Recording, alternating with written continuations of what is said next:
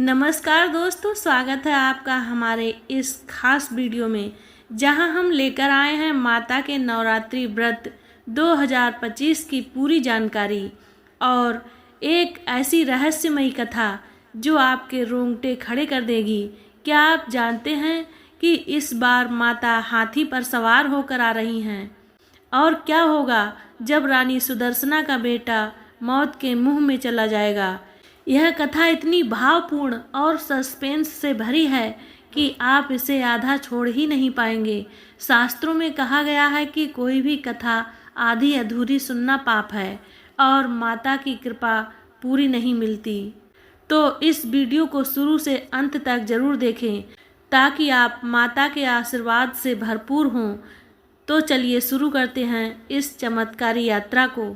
2025 में नवरात्रि की शुरुआत 30 मार्च रविवार से होगी और इसका समापन 7 अप्रैल सोमवार को होगा। यह जानकारी हिंदू पंचांग के आधार पर है, जिसमें चैत्र मास के शुक्ल पक्ष की प्रतिपदा तिथि से नवरात्रि शुरू होती है।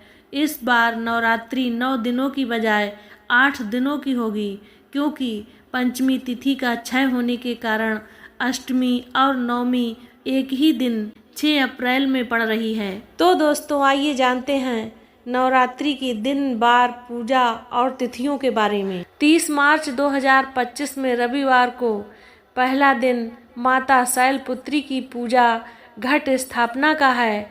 31 मार्च 2025 में सोमवार को दूसरा व्रत माता ब्रह्मचारिणी की पूजा का है।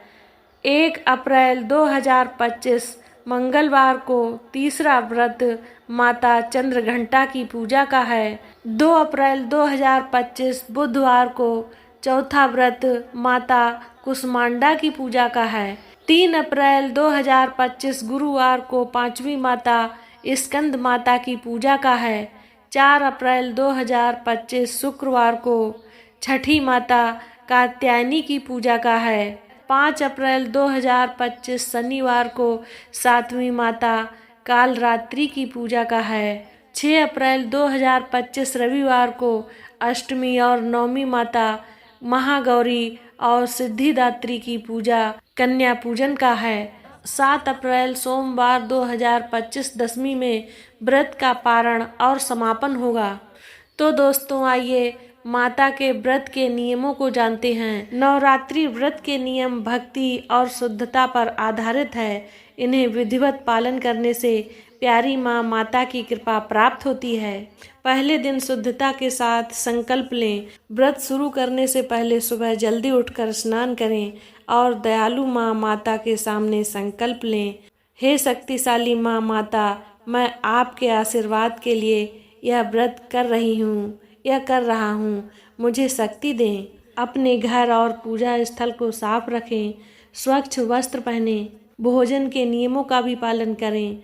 अन्न, चावल, गेहूँ, दाल न खाएं। सेंधा नमक, कुट्टू का आटा, साबूदाना, आलू, फल, दूध, घी का सेवन करें। लहसुन, प्याज, मांस, मछली, अंडा और शराब से दूर रहें।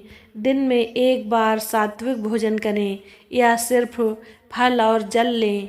पूजा के नियमों का भी पालन करें। सुबह शाम कृपालु माँ माता की पूजा करें। मूर्ति को फूल, चुनरी और रोली से सजाएं।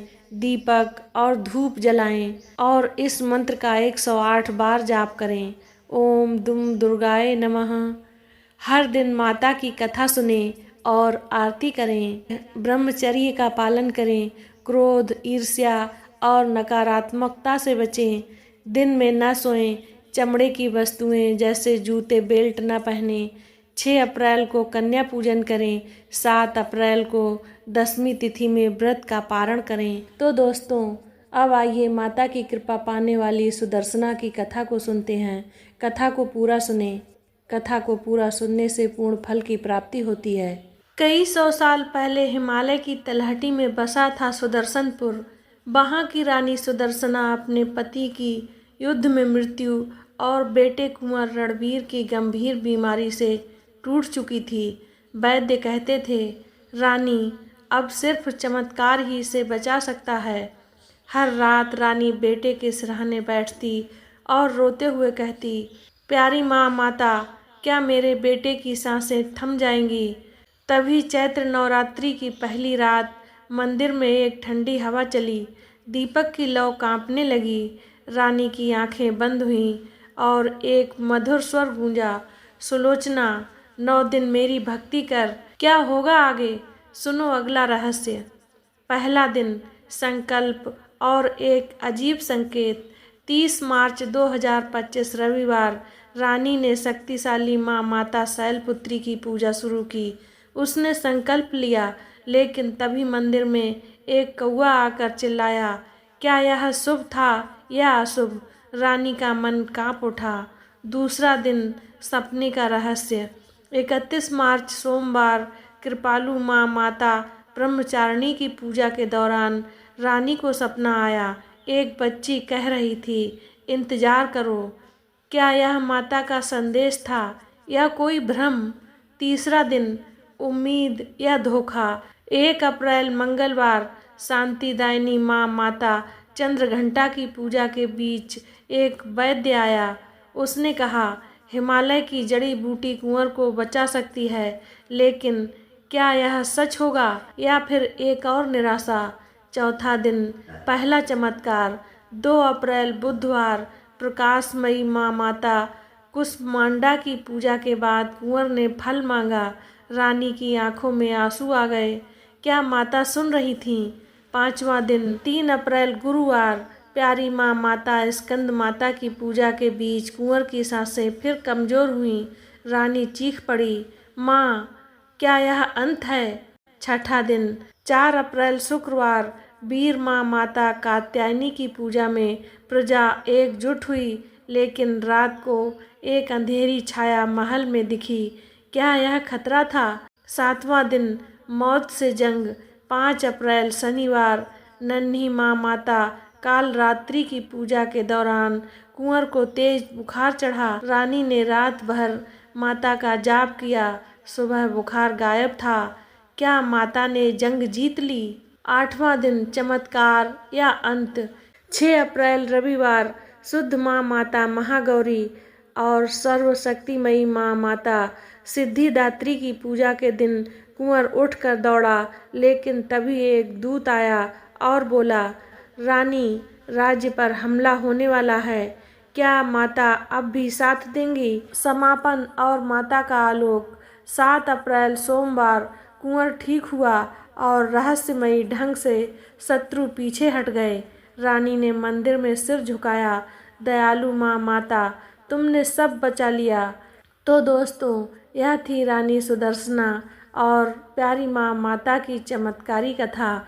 आपने इसे पूरा सुना और अब माता की कृपा आपके साथ है। अगर आपने इसे आधा छोड़ा होता तो शास्त्रों के अनुसार पाप लगता और माता का आशीर्वाद अधूरा रह जाता।